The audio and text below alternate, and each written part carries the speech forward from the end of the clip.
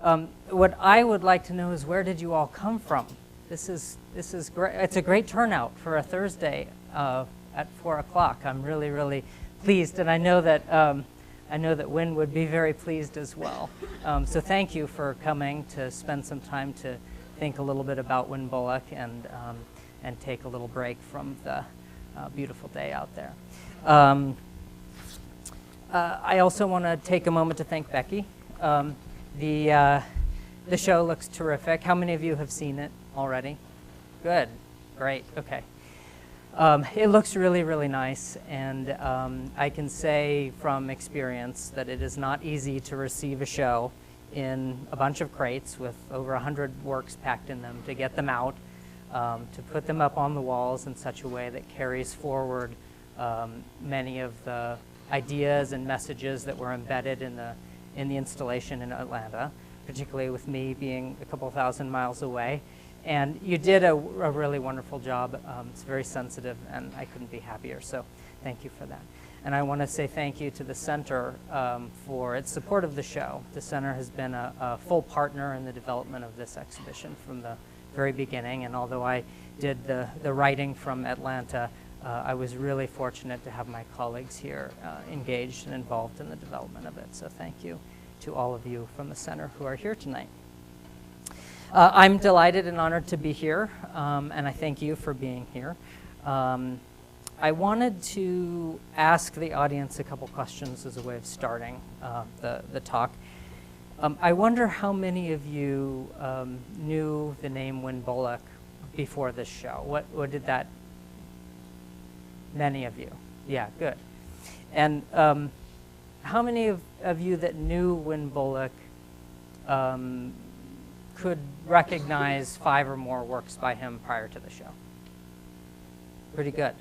That's great. And those of you who raised your hands, do you feel like you understand Wynn's motivations as an artist and what was behind the work?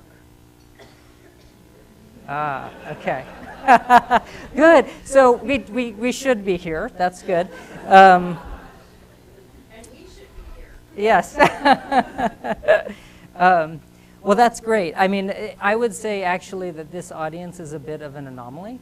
It doesn't surprise me. We're in a center for photography, that you would know who Wynn Bullock is. The archive is here.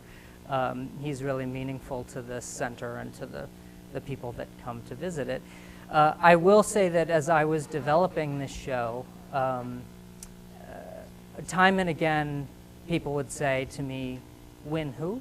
You know, who are you working on?"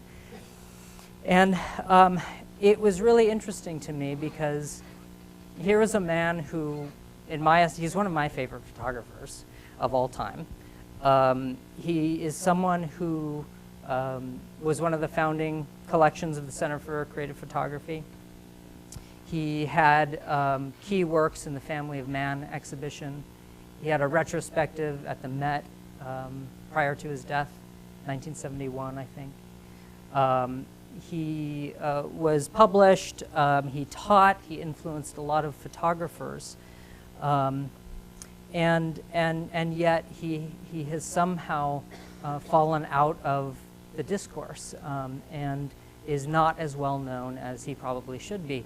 And one of the great pleasures of being a curator for me is being able to identify artists like Wynn and bring him back into the conversation and literally and figuratively bring him back into the light.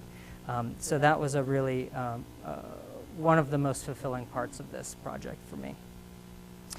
We have a very special opportunity tonight. We have 2 individuals with us who knew Wynn well. They're about as close to the artist as you can get without having the artist himself here. Barbara and Lynne were intimately involved in the creation of work. They were models, they were subjects, collaborators at times. They worked with him on printing. They're scholars of his work, estate managers and family. And it's not often when studying an historical figure that you have the opportunity to really hear the very personal stories behind works. that you're looking at. And so tonight, it's a really special opportunity that we have them with us. So I'm going to do that about a 30-minute run through the show and some of its major themes, and then we'll sit down and hear some more of those personal insights behind the work. So that's the plan. Does it sound good? Okay, let me have a drink of water before I start. So I wanted to start with a story. And the story is a way of setting up the project, but also a way of recognizing the center as the really incredible resource that it is for connecting dots. And not just for the public, but really for the advancement of knowledge and for scholars. I was very fortunate to receive the Ansel Adams Fellowship here very early in the development of the project. And I came and I spent a number of days, and I worked upstairs in the study room, and I was looking at prints, and I was looking at the archive. And towards the end of my stay there, I was really swimming in ideas. I was seeing lots and lots of stars, but I wasn't quite seeing the constellations yet around Wynn's work. And I was looking at the archive finding aid, and I saw that his library was here. And I thought, oh, I should pull out the library and see if I can understand better what he was reading and what kinds of ideas he was thinking about as a way of starting to connect some of those dots and find some of that connective tissue that was running through his work. So I was looking for leads and inspiration and connections, and what I really was expecting to find was books on other photographers and other artists. And I thought if I could connect what they were thinking about to Wynn, I would have a greater understanding of what his motivations were as an artist.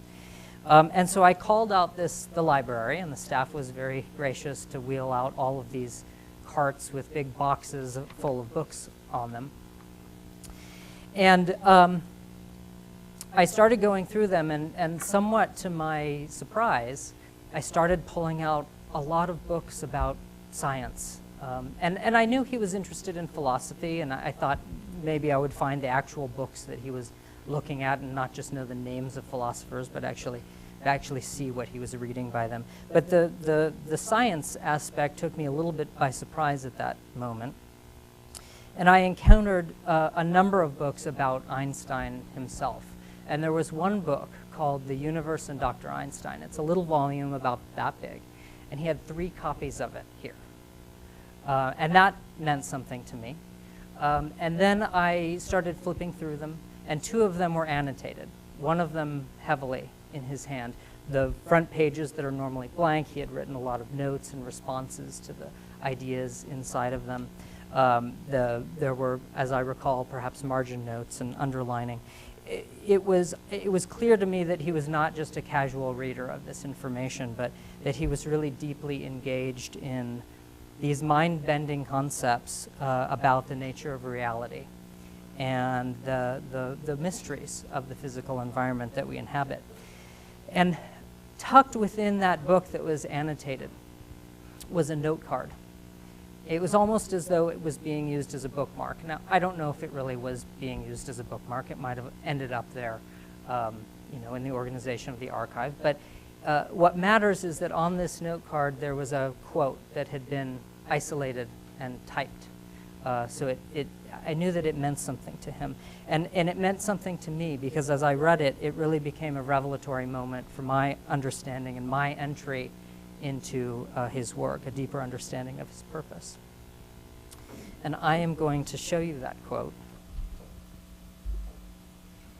It reads, "The most beautiful thing we can experience is the mysterious. It is the source of all true art and science. He to whom this emotion is a stranger, who can no longer pause to wonder and stand wrapped in awe, is as good as dead. His eyes are closed." It's a beautiful quote. And it's an Einstein quote, but it strikes me that it might as well have been a statement that Bullock himself made.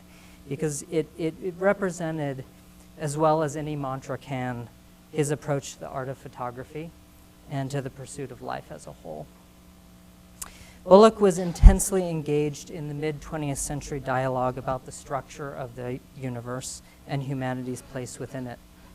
He was committed to using art as a means of navigating the great mysteries of life that surround us every day. And he was drawn to the spirit of experimentation and searching that was central to scientific endeavors. And he used his knowledge of what we would today call quantum physics and special relativity and the space-time continuum, among a whole host of other philosophies, not just science, as a reference point for his own intuitive and very deeply personal explorations of the world. Photography for Bullock became a way of grappling with and meditating on the simultaneously frightening and exhilarating idea that there's so much more to the world than is commonly understood through ordinary perception. And he was passionate about conveying that revelation to others through his work. His photographs are, by turns, deeply mysterious. They're meditative and thoughtful, and they're probing. Their lyrical beauty is always tempered by a dark and unsettling allusion to the unknown and to forces that are larger than ourselves. In his work, nature becomes something both attractive and terrifying, delicate and powerful, simultaneously a part of us and apart from us.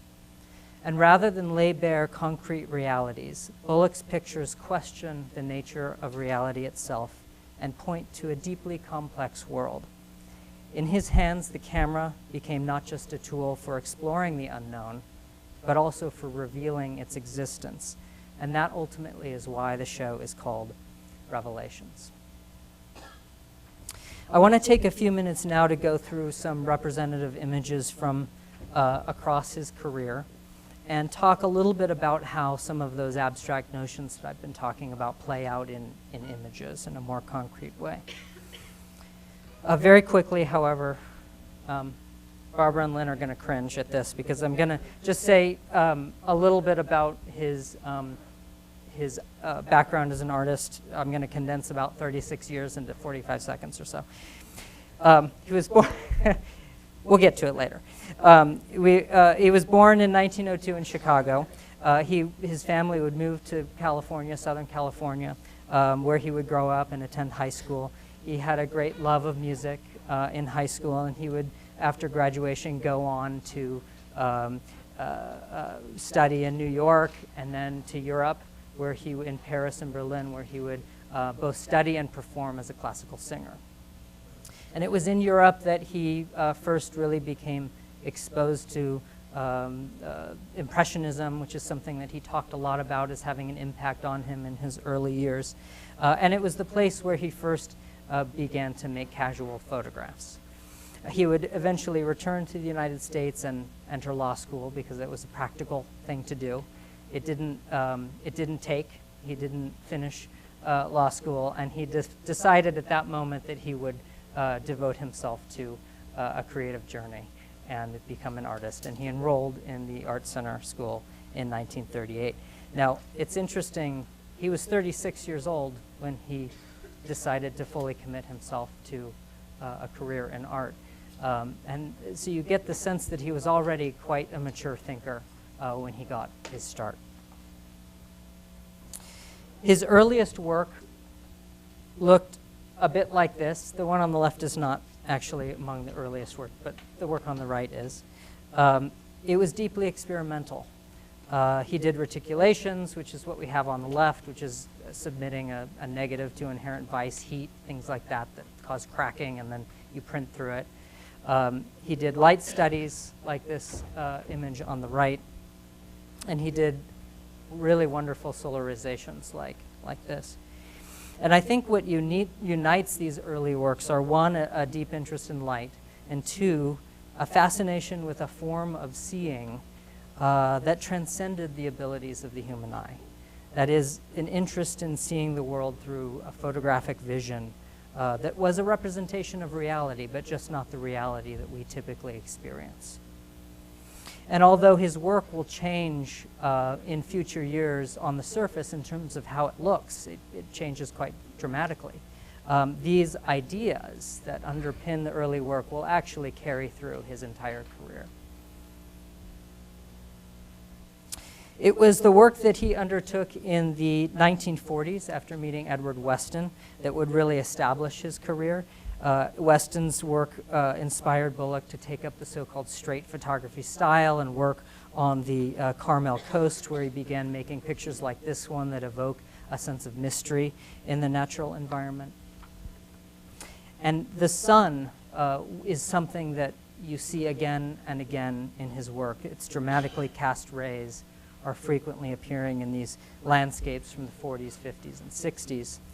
Whether it's hovering over a seascape, as we see here, or piercing through the fog of a hillside scene, as here or here. The sun held meaning for Bullock that transcended its importance as a compositional or emotive device. Just as Einstein saw a universal constant in light, Bullock believed it to be a force, quote, with roots of meaning that relate to the very existence of things. Among the scientific concepts that Bullock found compelling was the idea that, contrary to typical experience, space is as much about fullness as it is about absence. And so within the Earth's atmosphere, although we think of this as emptiness, it's really full of molecules and air and stuff that envelops us that we don't perceive. And when you're in outer space, you don't have an atmosphere, but you have electromagnetic radiation surrounding you at all times. And Bullock expressed his awareness of this idea and sort of meditated on it in his photographs by creating pictures like this one of forests that were heavily laden with fog, and pictures that are composed in such a way that every inch of the photograph is filled with material, almost in a claustrophobic, overwhelming way. One of my favorite works is this one from 1959, and it's a nice place to pause and talk a little bit about Bullock's relationship to other photographers of the era. He's often associated with the West Coast School of Photography, and certainly his relationship with Edward Weston and Ansel Adams was warm and respectful and meaningful. Together they were admired as influential titans of the mid-20th century photography that would establish California as a sort of powerhouse in modernism. They drew inspiration from the same landscapes. They were all deeply committed to nature as a source of their musings, and they all were committed to the masterfully crafted gelatin silver print. And for this reason, I think he is often lumped with them. In part, they're larger household names than he is, and so when you're trying to explain the context for him, one of the easiest ways is to talk about Adams and Weston.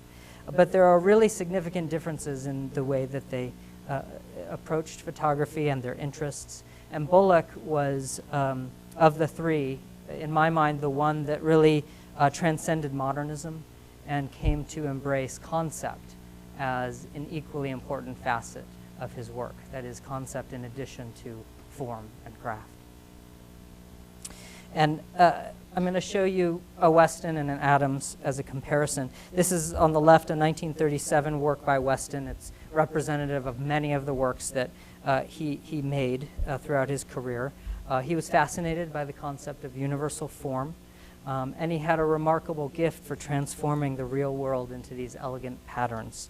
And this is a great example of that. He's tilted his camera down and filled the frame with all of these tomato plants emerging systematically from the ground. And he's emphasized this geometric pattern of the planting.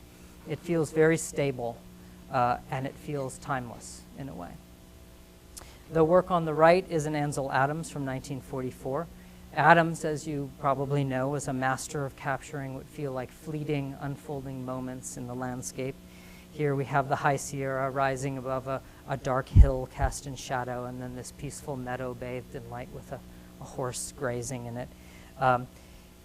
It's highly structured, just like Weston's is, and it's infused with a sense of tension that's derived from a a sense of instability in the scene. The idea that if it had been taken a moment before or a moment after, the genius of the picture might have collapsed. That light that is illuminating the horse might have not been there anymore. Adam's work is romantic.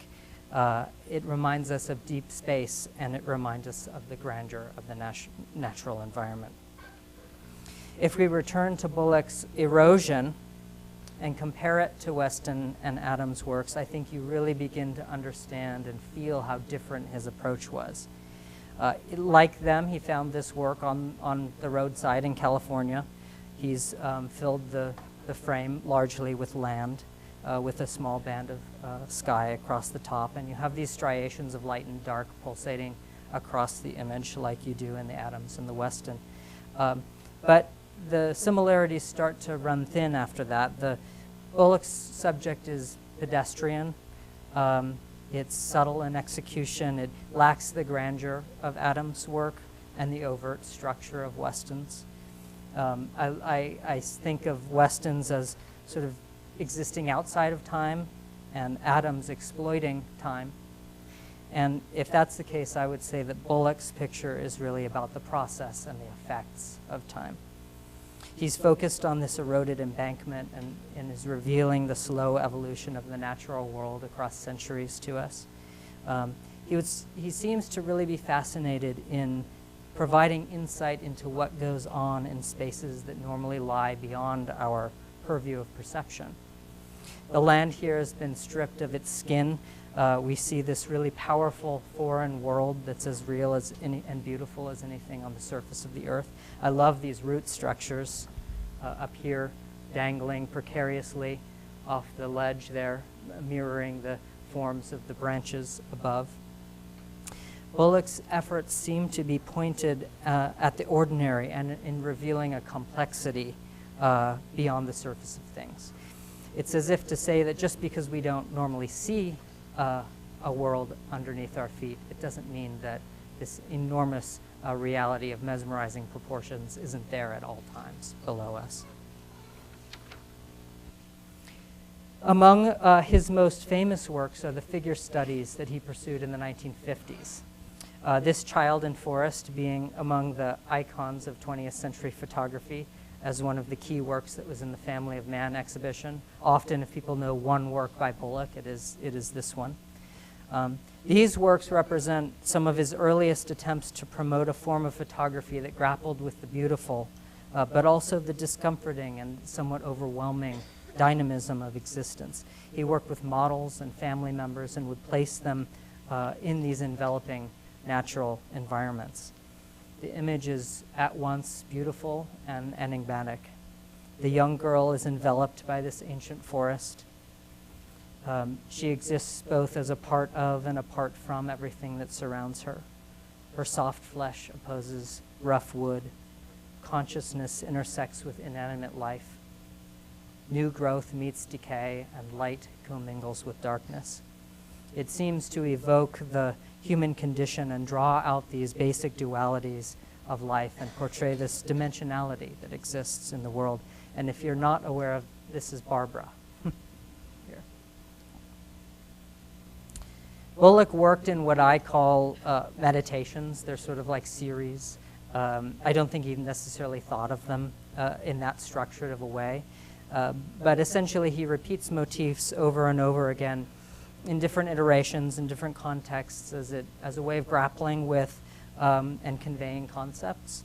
And we've grouped the pictures in the show in such a way that you can see these trends emerging and identify the patterns. And these particular figure studies are so compelling to me because of that tension that seems to exist there between something that is beautiful and innocent and something that feels almost threatening at the same time. And this is Lynne. This is a stunning work from a group of pictures in the show that I refer to as deteriorations. Bullock considered the phenomenon of time to be one of the great truths of the universe. In the series of pictures that this one is grouped with, he's repeatedly exploring that idea of time in oblique ways.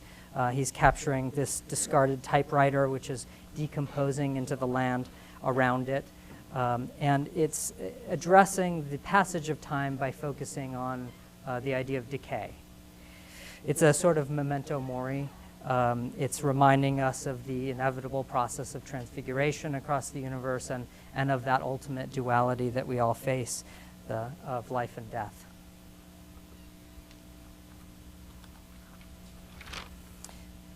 Another subject that was of great interest to Bullock was portals. And time and again, his pictures depict these mysteriously open doorways. You see figures gazing through windows. This is his wife, Edna. And people whose bodies are partially visible through such perspectives. And as passageways that connect one realm to another and point to the existence of spaces beyond one's immediate environment, I think these portals carried symbolic weight as metaphors for truths that lie beyond our normal frames of reference. And I wanted to show you this portrait of Wynn. This is not a picture by Wynn, it is a picture by Clarence John Laughlin, a friend and a colleague of his. And it's interesting to me, he's posed himself in front of a window. He's holding part of a door frame, a broken window frame or door frame in front of his head. And in essence, it seems to me that he's fashioned this portrait that is about deterioration, it's about light, that light coming in through the window, it's about portals, it's about the artist and photography itself as a frame of reference on the world and as a mode of exploration. He once said, quote, "One must keep pushing into the unknown or the creative process comes to a halt." He was always exploring. In the 50s and 60s, Bullock began to subvert traditional views of landscape by adopting disorienting perspectives. He photographed his surroundings in ways that confounded a sense of scale and dimension. And he would harness a technique of intermittent exposure to create images that were across time as opposed to taken from singular moments in time. And this is a great example of that. It's a picture with a really mysteriously ambiguous scale. It's on the cover of the book. At first glance, the sea palms appear to be full-size trees sitting atop a fog-filled rocky gorge. You don't know, how large is this? Is it like the Grand Canyon? But in reality, they are small kelp plants clinging to tidal rocks as waves wash back and forth over the scene. He made visible a reality that exists across time here by making multiple exposures of this scene, so the water starts to look a bit like fog. And he said, quote, "I love the medium of photography, for with unique realism, it has the power to evoke a sense of the unknown through the known, the invisible through the visible." Here is another wonderfully disorienting picture. This one made through a very different technique. It recalls the early experimental work that I showed you at the beginning from his art school days. To make this image, he reversed the positive and negative values of his photograph of a tree trunk and then turned it upside down. And so he's disrupting a habitual reading of the natural world by changing the way that you see it. And what he really wants is for these forms, which you normally would just pass over because you feel as though you've seen them before, as though you know them, he wants them to engage the eye in fresh and invigorating ways through this process. This is one of many works that he made in the 70s that harnessed negative reversals and inverted imagery and composite negatives and other such experimental techniques that would really achieve these powerfully expressive imagery. And he said of these, quote, "In the past few years, I have concentrated on negative seeing to expand my horizons of reality. Spatial relationships take on new visual perspectives. A positive image that makes a plain object appear static can, in a negative image, make the same objects appear dynamic and full of motion." He really believed that you could come to understand the world through observation, and that if you can find new ways of observing, then you can understand the world even more fully. In the 60s, the decade before that picture I just showed you was made, he had committed intensely, excuse me,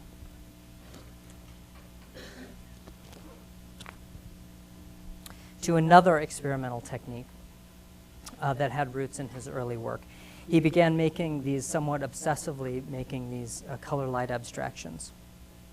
And we'll talk about them a little bit more later, but basically to make these, he had this apparatus that he constructed in his studio with layers of glass, and he would put refractable materials on them and light them, and they would create these incredible effects in space. And then he would photograph them on a tripod like a still life. And he was very interested in this idea that he could create an image, craft an image, as opposed to just finding and taking an image. And he said, "Light to me is perhaps the most profound truth in the universe. It permits the same freedom of expression as paint for the painter, words for the writer, numbers for the mathematician, or sound for the composer." He's thinking in these very interesting interdisciplinary ways as he makes work. Here's another of those great light abstractions.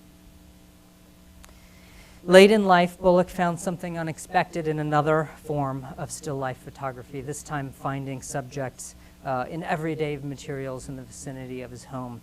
Again and again, he would capture what appeared to be humanoid forms embedded and lurking in objects. He found them in blocks of wood, stones, rocks, fallen trees, sliced fruit. They're very haunting. As he noted, quote, "Mysteries lie all around us, even in the most familiar of things, waiting only to be perceived." For Bullock, there was much more to the world than what first meets the eye. Reality was as much about how one looks at the world as where they look. And I'm going to end my talk with this picture, which is one of my personal favorites from the show.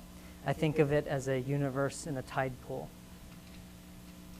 And the reason that I end on it is that I think it represents Bullock's success and interests and power as an artist, as well as any picture can. Because every time I look at it, at least, I find myself pausing, wondering, and standing wrapped in awe. Thank you very much.